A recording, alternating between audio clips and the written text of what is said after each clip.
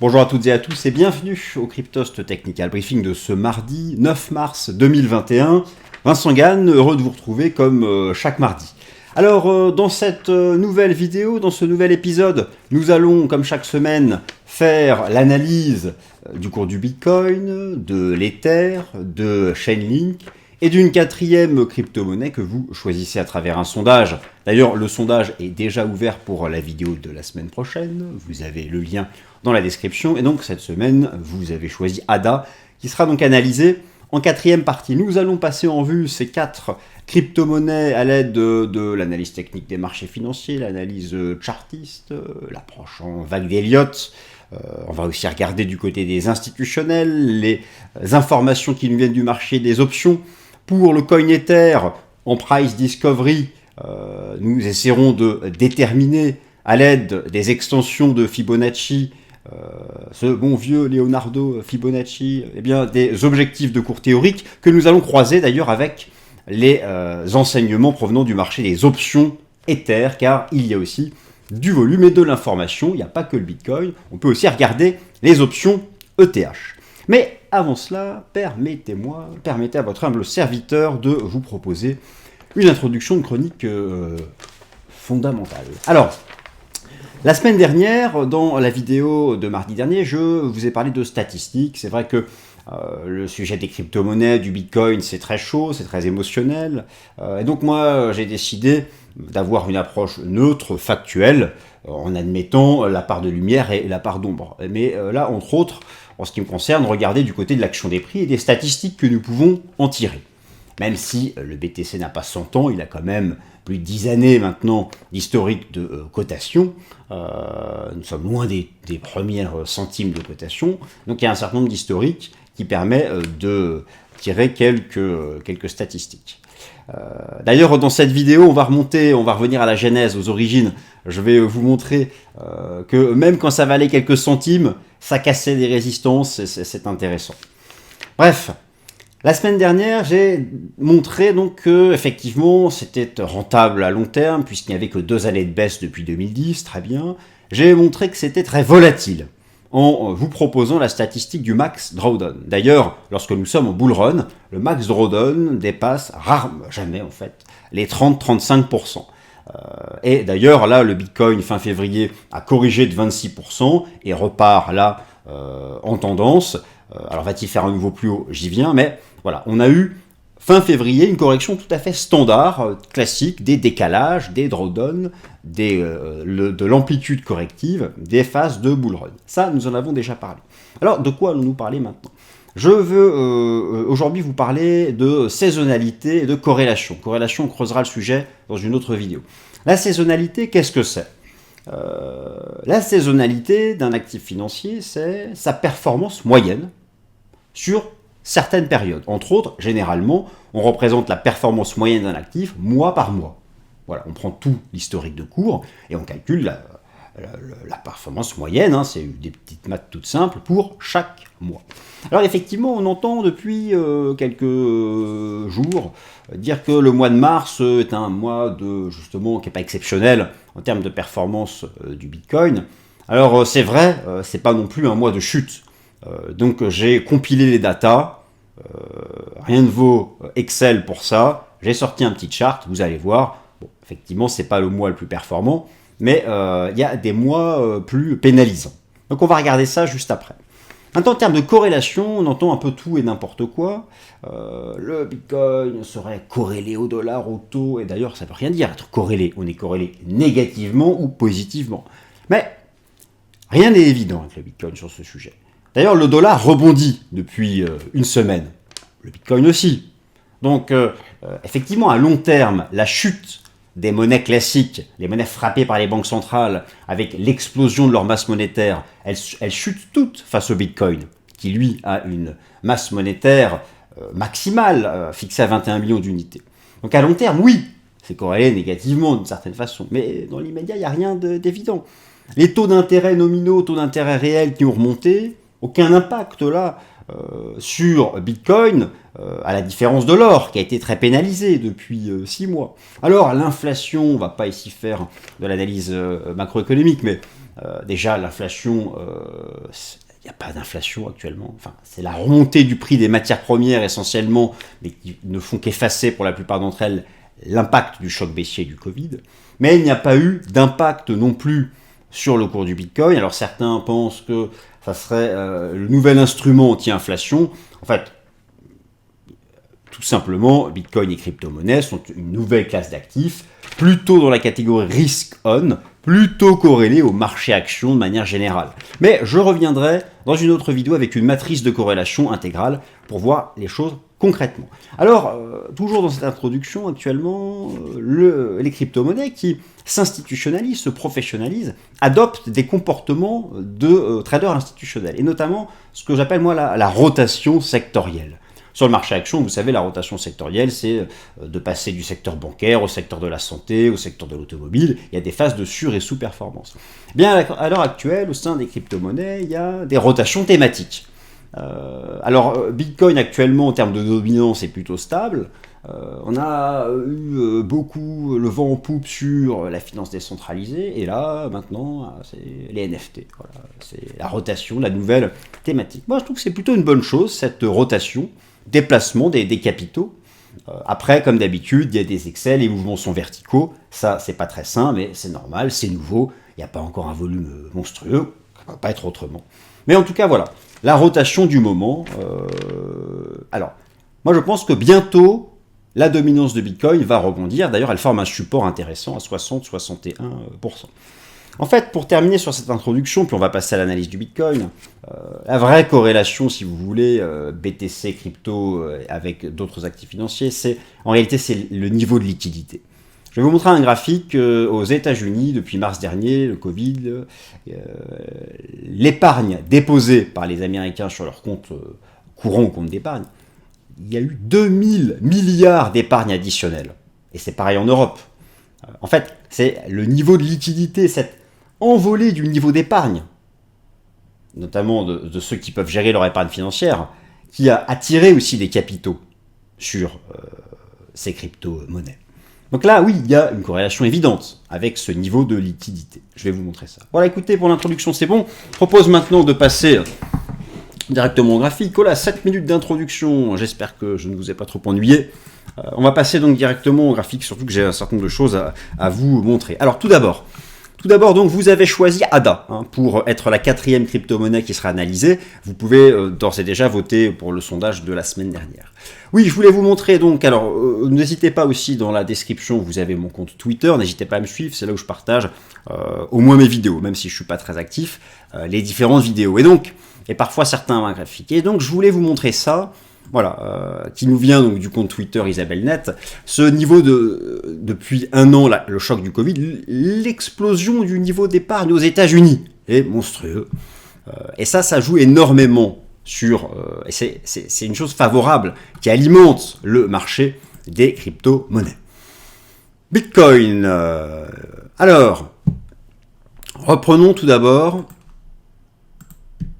À gauche, les bougies japonaises en données hebdomadaires, à droite en données journalières. Bon, très bien. Le mouvement en place depuis mars dernier. Nous sommes dans une vague 4 actuellement. Est-elle finie? Je ne sais pas. Première jambe 2, une grande 3. Nous avons démarré depuis fin février une 4. Alors pour certains, elle est déjà finie. Pour certains, elle est ici, en 3 temps. Et nous serions déjà en train de construire la 5. Moi, je pense que nous sommes en range entre 42 000 et les récents sommets. Et que le marché peut y rester. Vous savez, bon, effectivement, je radote, vous allez dire. Chaque semaine, je répète que il faut un range de plusieurs semaines. Mais oui, ce serait très bien. Alors, là, effectivement, ceux qui pensent que c'est déjà fini et qu'on repart, le point commun de tout ça, c'est qu'on va au moins remonter tester les récents sommets. Ça paraît à peu près acquis. Bon, attention. Mais effectivement, le marché semble revenir tester les récents sommets. Alors, est-ce que la 4 est finie ou est-ce qu'on est encore en train de la faire? Ça, nous n'avons pas la réponse. Mais moi, mon sentiment, c'est qu'on va continuer de balayer ce range. Donc 42 000 gros supports, on n'ira pas en dessous, je pense, et les récents sommets. Donc je ne serais pas surpris qu'à l'arrivée au contact des récents sommets, ça rejette. Après, bon, c'est vrai que actuellement, j'accorde beaucoup d'importance aux résistances. À coup sûr, le marché va vouloir la dépasser, très bien, bon, c'est une possibilité. Mais en tout cas, point commun de tout ça, revenir tester soit le haut d'un range qui peut durer, soit les récents plus hauts et passer. Mais point commun, revenir tester. D'ailleurs, regardez, si je passe sur ce graphique et en donner 4 heures sur le cours du Bitcoin, effectivement, 4 heures, une structure en rounding bottom, oui, ou épaule tête épaule inversée, ou tasse avec hanche, ce que l'on veut. Point commun, dépassement des 52 000. Donc, en rebond, en reprise, avec un nouveau support à 52 000 $, je voulais vous montrer en journalier la propreté du contrat futur, plus que jamais. L'analyse technique du contrat futur a le dessus sur le marché spot. L'analyse technique du contrat futur a le dessus, ce qui montre que ça s'institutionnalise, beaucoup plus propre, avec un superbe range Tenkan Kijun, qui était beaucoup plus propre que sur le BTC classique, qui avait marginalement brisé Kijun. Et là, donc, nous sommes sortis par le haut de ce range, et donc, comme ici, voilà, retour tester les anciens plus hauts.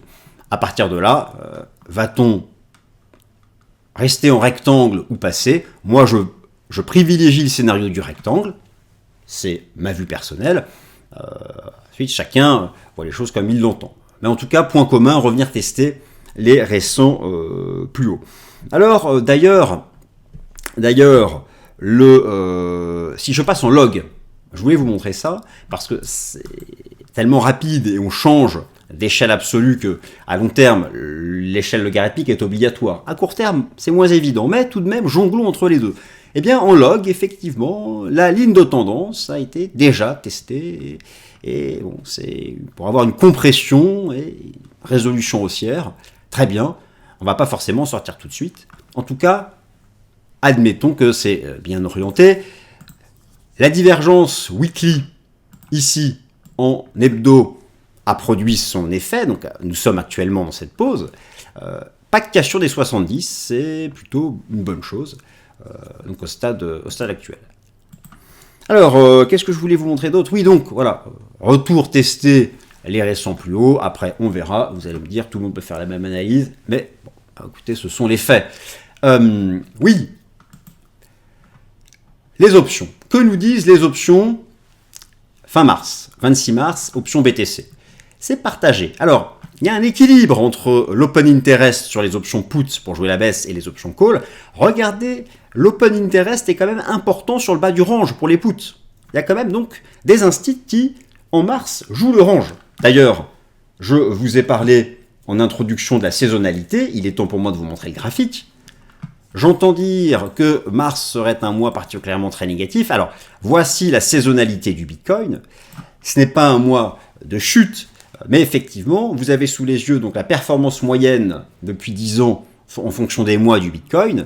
Ce n'est pas le mois le plus percutant. Après, il y a des mois plus complexes. Donc voilà, par rapport aux données que j'ai pu compiler, en calculant donc le return, l'average return par mois.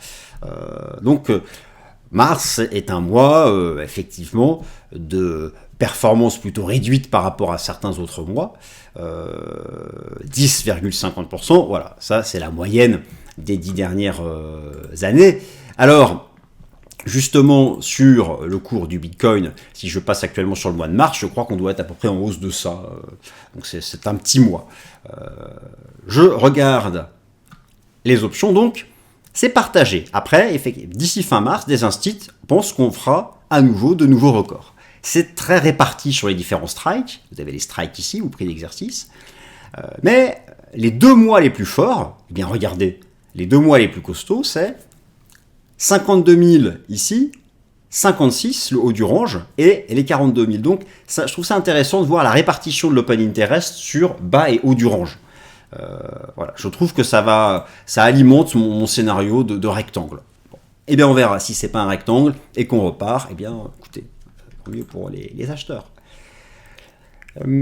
Alors, parlons de l'Ether. L'Ether, je vais parler de l'Ether. On m'a demandé hier, j'ai participé. D'ailleurs, je vous invite à suivre Cryptost sur Twitch chaque lundi matin, d'avoir une vue long terme sur l'Ether, notamment en termes de décompte, puisque l'Ether est sur ses records historiques. Comment déterminer un objectif de cours? Alors, tout d'abord, première chose, je vais l'enlever ici, on se maintient, et en log, on se maintient au-dessus des anciens records historiques. Au-dessus, c'est boule, très bien. C'est comme un pullback, ça a bien fonctionné, c'est propre. Maintenant, que viser? Quels sont les objectifs? On peut regarder les options. Que vise d'un point de vue implicite les instits? Allez, on va dire en juin prochain, 25 juin prochain, sur les terres. Bon, on voit qu'ils sont ambitieux. Alors, attention, il y a un équilibre là aussi, mais davantage de call. Et voilà, on voit sur quel type de prix d'exercice là serait parti, c'est quand même ambitieux. Regardons plus proche de nous, 26 mars. 26 mars, on voit qu'il y a un open interest très élevé entre 2240 et 2560.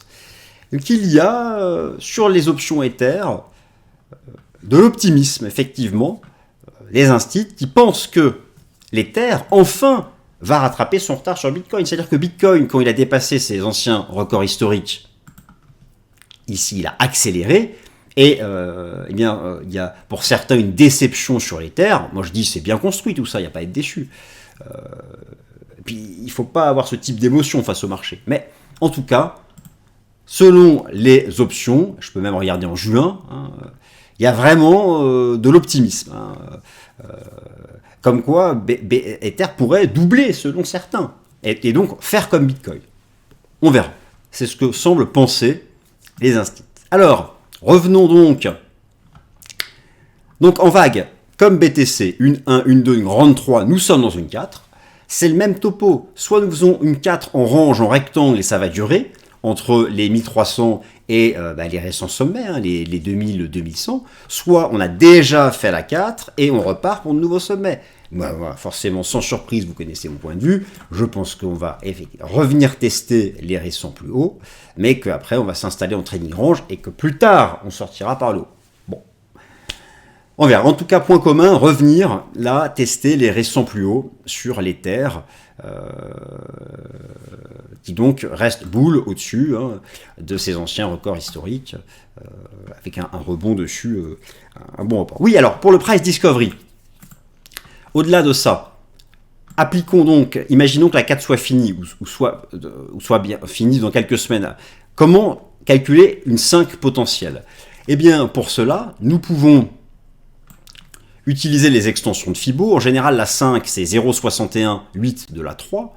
Donc, je vais attraper ici les extensions de Fibo. J'attrape la 3 que je reporte au bas de la 4. Et donc 1,061,8 nous donne du 4000 ici, du 4000 en échelle logarithmique. Et il faut varier, il faut jouer entre les deux, jongler entre les deux. Et en arithmétique, eh bien, du 2400. Donc 2400, là je cherche ce qui pourrait être la fin du bull run d'ici septembre. 2400 et donc les 4000. Bon. Voilà ce que suggéreraient les extensions de Fibo par rapport à une T5, une 25 en projection, ce qui pourrait correspondre finalement à ce que nous avons vu sur les options. Voilà. Voilà donc pour BTC et l'Ether. Alors, maintenant, Chainlink. Notre ami Chainlink. Eh bien, écoutez, Chainlink, c'est bien construit. Je suis en log. La cassure des anciens records historiques, ça a fait support, pullback, ça reste, je me répète, je sais, oscillé au-dessus de ces 20, donc $20, $21, les anciens sommets. En données journalières, réintégration du niveau des 50, il y a un point commun ici avec ce qui s'était passé au début du mois de janvier. Rebond sur le nuage en Ishimoku, comme le coin Ether d'ailleurs, je le rappelle. Ça. Donc ça reste aussi au-dessus. Et donc, l'idée sur Chainlink, si je le retrouve, dépassement de Kijun, nouveau support des 28, semble-t-il, la petite mèche là, c'est donc pareil, de remonter, tester les récents sommets, et puis là, pour le coup, de voir la tendance haussière se poursuivre. De la même façon, Price Discovery, il faut regarder du côté des extensions. Mais vous savez, en tendance haussière, il faut regarder surtout du côté des supports. Personne ne sait en fait concrètement jusqu'où on ira. Mais tant qu'on ne casse pas de support et qu'on ne fait pas de figure de renversement, la tendance se relance. Moi j'ai une expression qui m'est chère. La tendance se relance plusieurs fois, mais ne se retourne qu'une fois. Donc là, les récents signaux sont des signaux de relance. Très bien. Accompagnons-la jusqu'au bout. Sans chercher à calculer des objectifs théoriques que de toute façon personne ne sait. Voilà, donc pareil, probable retest des récents plus hauts. Que dire de plus? ADA. Alors ADA, c'est un peu différent. Je suis toujours en log et en échelle log, pardon, et en weekly. ADA, c'est tout de même l'aboutissement d'un mouvement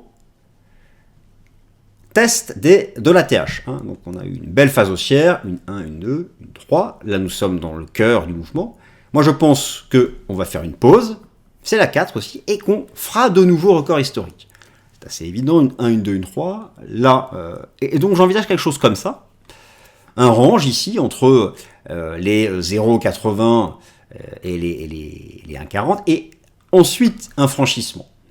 Donc, c'est assez classique pour les jetons lorsqu'ils arrivent sur la TH, petite pause, et je pense que ça finira par passer. En clair, il faut donc s'intéresser au support. Alors, là, vous voyez donc la TH, on fait une petite pause, on travaille Kijun, est-ce que ça va céder ou pas? Je ne suis pas certain que ce soit déjà le bon support. Moi, mon idée, c'est que nous aurions quelque chose de... voilà, je vais retrouver ça, quelque chose de cette nature-là. Voilà. Peut-être un test du NUA, et derrière, une cassure technique haussière. En tout cas, c'est pas anodin d'avoir rejoint un ATH, et ce qui explique que là, on prenne un peu le temps. Mais voilà, donc voilà ce que je peux vous dire sur ADA. Alors, je le remonte puisque je vois que j'étais resté en plein écran, excusez-moi. Oui, donc voilà la TH, excusez-moi. Je suis resté quelques secondes en plein écran. Voilà la TH. En weekly. Voilà la compression que j'envisage. Je la remonte. Compression que j'envisage ici. Et derrière, un franchissement de l'ATH pour de nouveaux records. Très bien, bah écoutez, je pense que nous avons fait ici donc le tour d'horizon à Bitcoin, Ether, Chainlink et ADA. J'espère que cette vidéo vous a plu. N'hésitez pas à participer au sondage pour la semaine prochaine. Quant à moi, je vous remercie de m'avoir écouté. Bonne semaine et à mardi prochain.